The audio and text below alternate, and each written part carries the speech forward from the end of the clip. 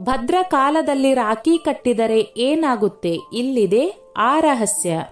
ಶ್ರಾವಣ ಮಾಸದ ಪೂರ್ಣಿಮಾ ತಿಥಿಯಂದು ರಕ್ಷಾಬಂಧನ ಹಬ್ಬವನ್ನು ಆಚರಿಸಲಾಗುತ್ತದೆ. ಈ ದಿನ ಸಹೋದರರಿಗೆ ರಾಖಿ ಕಟ್ಟುವಾಗ ನಾವು ಸಮಯವನ್ನ ನೋಡುವುದು ಬಹಳ ಮುಖ್ಯ. ನಂಬಿಕೆಯ ಪ್ರಕಾರ ಭದ್ರ ಕಾಲದಲ್ಲಿ ಯಾವುದೇ ಕಾರಣಕ್ಕೂ ರಾಖಿ ಕಟ್ಟಬಾರದು. ಹಾಗಾದ್ರೆ ಈ ಕಾಲದಲ್ಲಿ ಏಕೆ ರಾಖಿ ಕಟ್ಟಬಾರದು ಎನ್ನುವುದು ಇಲ್ಲಿದೆ. ರಕ್ಷಾಬಂಧನ ಹಬ್ಬವನ್ನು ಪ್ರತಿ ವರ್ಷ ಶ್ರಾವಣ ಮಾಸದ ಹುಣ್ಣಿಮೆ ಎಂದು ಆಚರಿಸಲಾಗುತ್ತದೆ. ಅಣ್ಣ ತಂಗಿ ಪ್ರೀತಿಯ ಸಂಕೇತವಾಗಿ ಈ ಹಬ್ಬವನ್ನು ಆಚರಿಸಲಾಗುತ್ತದೆ. ರಕ್ಷಾಬಂಧನ ಹಬ್ಬವನ್ನು ದೇಶದಾದ್ಯಂತ ಅತ್ಯಂತ ವಿಜೃಂಭಣೆಯಿಂದ ಆಚರಿಸಲಾಗುತ್ತದೆ. ರಕ್ಷಾಬಂಧನದ ದಿನವನ್ನು ಶ್ರಾವಣಿ ಪೂರ್ಣಿಮೆ ಎಂದು ಕರೆಯುತ್ತಾರೆ. ಶ್ರಾವಣ ಪೂರ್ಣಿಮೆಯ ನಂತರ ಭಾದ್ರಪದ ಮಾಸ ಆರಂಭವಾಗುತ್ತದೆ. ರಕ್ಷಾಬಂಧನದ ಸಮಯದಲ್ಲಿ ಸಹೋದರಿ ತನ್ನ ಸಹೋದರನಿಗೆ ರಾಖಿ ಕಟ್ಟುತ್ತಾಳೆ ಮತ್ತು ಅವನ ದೀರ್ಘಾಯುಷ್ಯಕ್ಕಾಗಿ ಹಾರೈಸುತ್ತಾಳೆ. ಈ ಬಾರಿ ರಾಖಿ ಹಬ್ಬವು ಸೋಮವಾರ 19 ಆಗಸ್ಟ್ 2024ರಂದು ಆಚರಿಸಲಾಗುತ್ತದೆ. ರಾಖಿ ಸಹೋದರ ಮತ್ತು ಸಹೋದರಿಯರ ನಡುವಿನ ಪ್ರೀತಿಯ ಸಂಕೇತವಾಗಿದೆ. ಆದರೆ ಈ ವರ್ಷ ರಕ್ಷಾಬಂಧನದ ಹಬ್ಬದ ದಿನ ಭದ್ರನ ಪ್ರಭಾವ ಇರುತ್ತದೆ. ಈ ಭದ್ರ ಸಮಯದಲ್ಲಿ ರಾಖಿ ಕಟ್ಟುವುದು ಅಶುಭವೆಂದು ಪರಿಗಣಿಸಲಾಗಿದೆ. ರಕ್ಷಾಬಂಧನ ಹಬ್ಬದ ದಿನದಂದು ಸೋಮವಾರ ಬೆಳಗ್ಗೆ 5:53ರಿಂದ ಭದ್ರಕಾಲ ಇರುತ್ತದೆ ಎನ್ನಲಾಗುತ್ತದೆ. ಮಧ್ಯಾಹ್ನ 1:32ರವರೆಗೆ ಇರುತ್ತದೆ. ಹಾಗಾಗಿ ನಂತರ ರಾಖಿ ಹಬ್ಬವನ್ನು ಆಚರಿಸಲಾಗುತ್ತದೆ. ನಂಬಿಕೆಗಳ ಪ್ರಕಾರ ರಾಖಿ ಹಬ್ಬದ ದಿನ ಈ ಸಮಯದಲ್ಲಿ ಭದ್ರನು ಭೂಲೋಕದಲ್ಲಿ ಇರುತ್ತದೆ ಎನ್ನಲಾಗುತ್ತದೆ. ಹಾಗಾಗಿ ಈ ಸಮಯದಲ್ಲಿ ಹಬ್ಬವನ್ನು ಆಚರಿಸುವುದು ಮಂಗಳಕರವೆಂದು ಪರಿಗಣಿಸಲಾಗುವುದಿಲ್ಲ. ಭದ್ರ ಕಾಲದಲ್ಲಿ ಕಟ್ಟುವ ರಾಖಿ ಯಾವುದೇ ಫಲ ನೀಡುವುದಿಲ್ಲ. ಇದರಿಂದ ಜೀವನದಲ್ಲಿ ದುಃಖವು ಉಂಟಾಗುತ್ತದೆ ಹಾಗೂ ಸಂಬಂಧಗಳು ಹಾಳಾಗುತ್ತದೆ ಎನ್ನುವ ನಂಬಿಕೆ ಇದೆ. ಹಾಗಾಗಿ ರಾಖಿ ಕಟ್ಟುವ ಮುನ್ನ ಭದ್ರ ಸಮಯವನ್ನು ನೋಡಿಕೊಳ್ಳಬೇಕು ಎಂಬುದನ್ನ ಮರೆಯಬೇಡಿ. ಶಾಸ್ತ್ರಗಳ ಪ್ರಕಾರ ಭದ್ರ ಕಾಲದಲ್ಲಿ ರಾಖಿ ಕಟ್ಟುವುದನ್ನು ನಿಷಿದ್ಧವಾಗಿದೆ.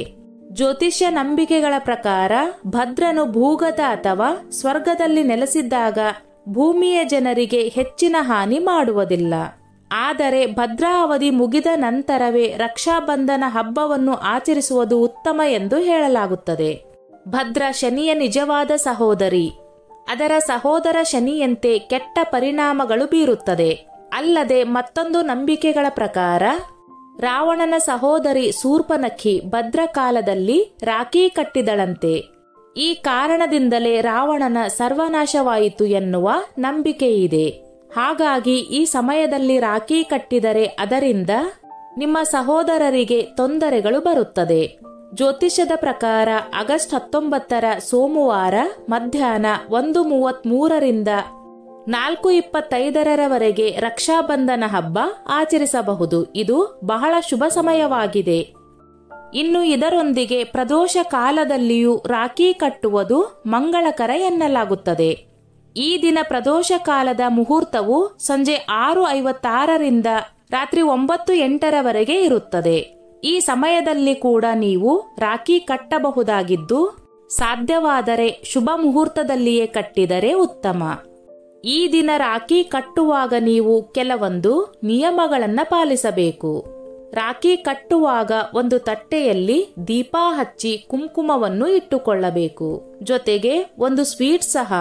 ರಾಖಿ ಕಟ್ಟುವ ಮೊದಲು ಗಣಪತಿಗೆ ರಾಖಿ ಕಟ್ಟಿ ನಂತರ ಸಹೋದರರಿಗೆ ಆರತಿ ಮಾಡಿ ನಂತರ ರಾಖಿ ಕಟ್ಟಿ ಅವರಿಗೆ ಸಿಹಿಯನ್ನ ತಿನ್ನಿಸಬೇಕು.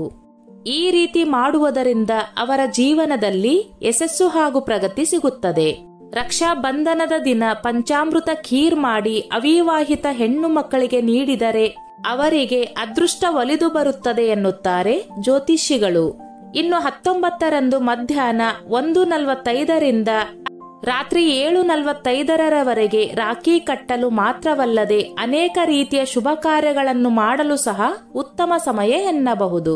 ಗಣೇಶನ ಹಾಗೆಯೇ ನೀವು ಶ್ರೀಕೃಷ್ಣ ಅಥವಾ ಭಗವಾನ್ ಶಿವನಿಗೆ ರಾಖಿ ಕಟ್ಟಬಹುದು. ಇದನ್ನು ಮಂಗಳಕರವೆಂದು ಪರಿಗಣಿಸಲಾಗುತ್ತದೆ. ಇದರಿಂದ ನಿಮ್ಮ ಜೀವನದಲ್ಲಿ ಸಂತೋಷ ಸಹ ಹೆಚ್ಚಾಗುತ್ತದೆ. ಸ್ನೇಹಿತರೆ, ಈ ನನ್ನ ಮಾಹಿತಿ ನಿಮಗೆ ಇಷ್ಟವಾಗಿದ್ದಲ್ಲಿ ದಯವಿಟ್ಟು ಶೇರ್ ಮಾಡಿ, ಲೈಕ್ ಮಾಡಿ ಮತ್ತು ಸಬ್ಸ್ಕ್ರೈಬ್ ಮಾಡಿ.